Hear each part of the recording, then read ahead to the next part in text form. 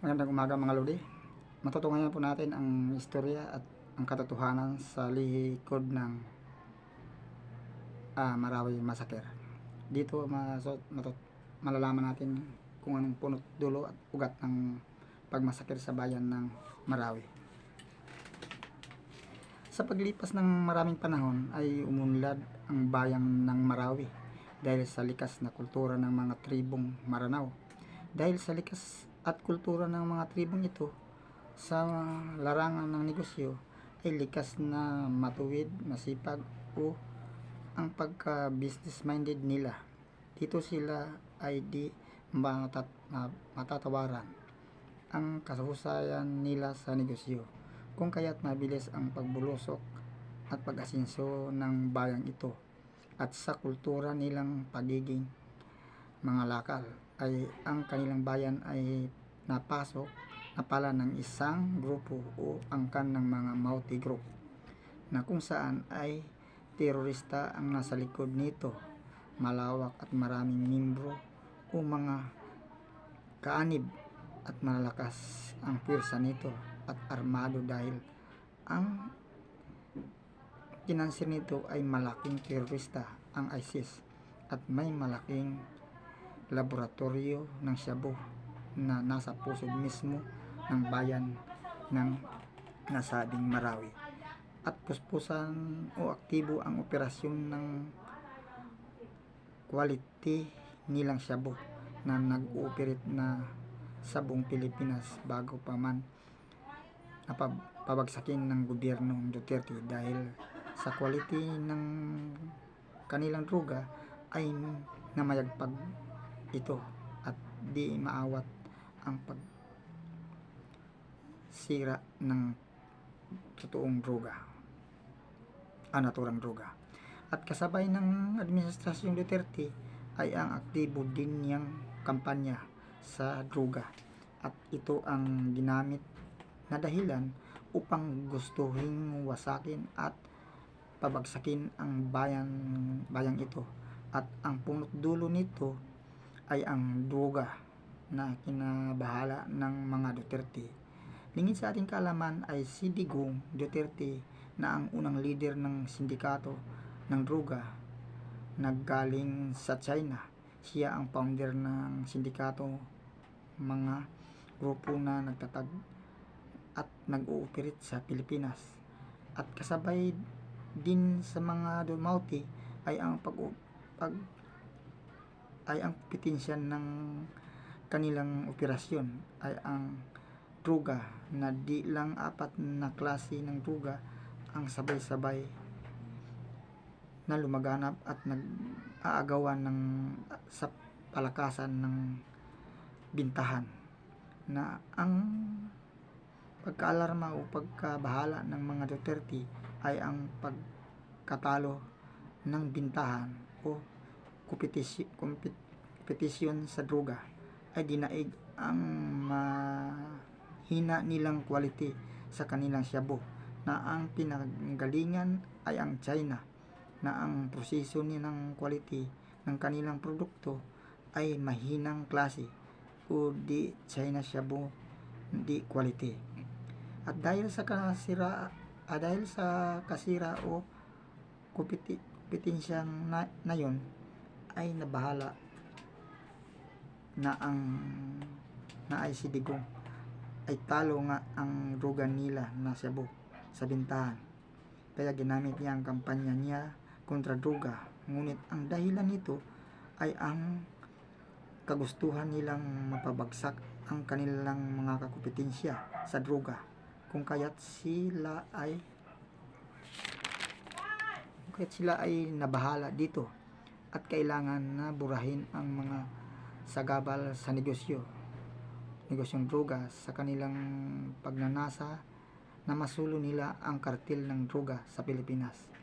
At dahil sa presidente na si Digong ay malayang gamitin ang batas na sa sikreto niyang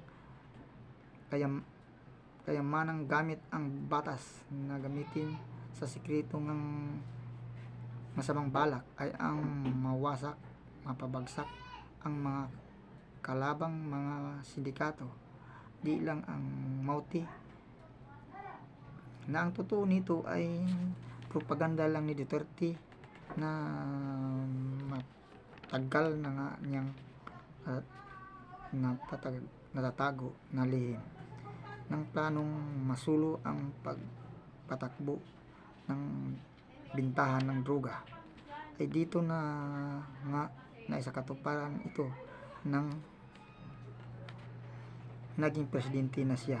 At ang totoo ay walang laban ang droga niyang galing sa China, kung kaya minamadali niya ang mga pagpuksa gamit ang peking niyang war on drugs. Ay napaniwala niya ang mga bubong mamamayan at napaniwala pa niyang bayani siya. At ang peking kampanyang na nabigay pa ng 6 na buwang deadline ay di siya nagtagumpay na mapuksa ang droga, ay dahil mas malakas ang kompetensya. Ang taktika niyang war on drugs ay kunwari lang yon o piki, at ang dahilan nito ay ang pagpuksa sa mga di lang 4 na sindikato sa Pilipinas na nagpapatakbo ng droga ang nag-operate na noon pa man bago siya naging presidente.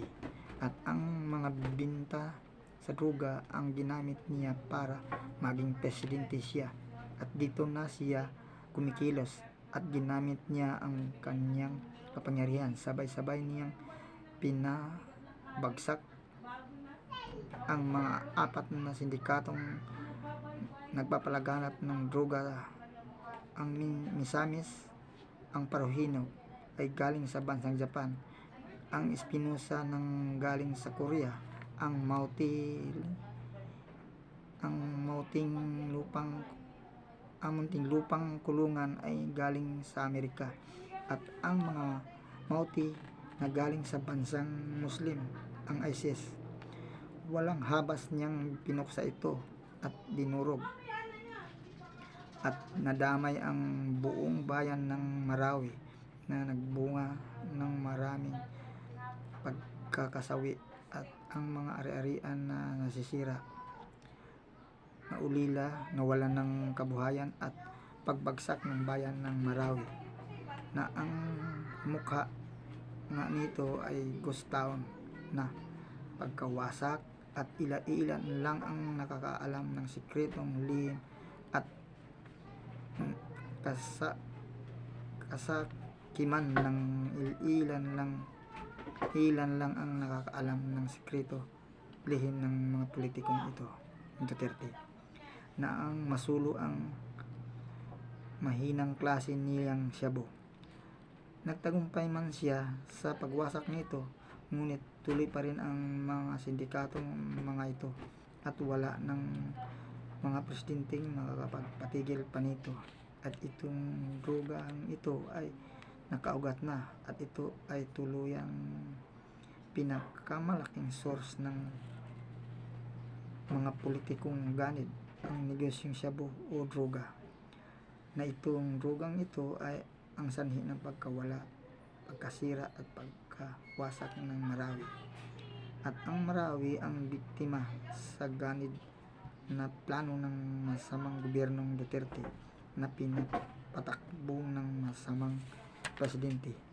At ang Marawi ang saksi ng naiwang alaala ng masamang gobyerno, ang kagustuhan ng mga pro-China na mabago ang konstitusyon o gobyerno tungo sa komunistang pinatakbo ng China. Natalo man si Digong sa balak niyang komunista, ngunit may mga galamay pa siyang naiwan na naghahangad at naghahasik pa rin ng lagim.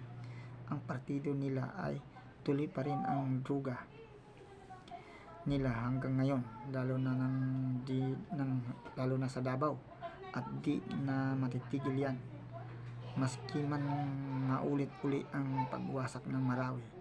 biktima lang ito ang marawi sa lintik ng mga drogang yan, at yan ang punot dulo ng kasawian, kamatayan, at maulit man yan ay di talaga nila masawata ang masamang droga na yan gawa ni Satanas. Napuksa man ng ang kasamaan, pero tuloy-tuloy pa rin ito. Tuloy pa rin ang kasamaan hanggat sa ngayon. Ang katunayan ay marami pa rin ang mga bulag sa katotohanan. Ang akala nila na mabuti ay masama pala ang kahinatnan, at nagbunga ito ng kabiguan. Ngunit ang ginagawa nilang kasamaan ay ang tagumpay at sobrang kayamanan. Ang nakurakot at limpak-limpak ng pira ang naiwan ng mga mahal nila sa buhay. Ngunit ang kaluluwa nila ay hinihintay na ni Satanas. May pag-asa pa naman sila kung hanapin nila ang totoong simbahan kung saan ay nakapangalan ito kay Jesucristo, ay kilala ang pangalan ng Ama, at kay Jesucristo, at may buhay ng mga propeta, apostol, may templo, simbahan, at matuwid na turo, at may paniniwala sa eternal life. Ang simbahan ng Jesucristo ng Banal sa araw ang totoong simbahan. Ang Church of Latter-day Jesus Christ of Latter-day Saints ang tinatag ni Jesucristo. At kung nagugustuhan niyo ang istorya ng kwento ng marawing ito, pag-support po sa page ko. Follow, likes, comments, subscribe sa page ko. God bless us all, mga lodi. Salamat po.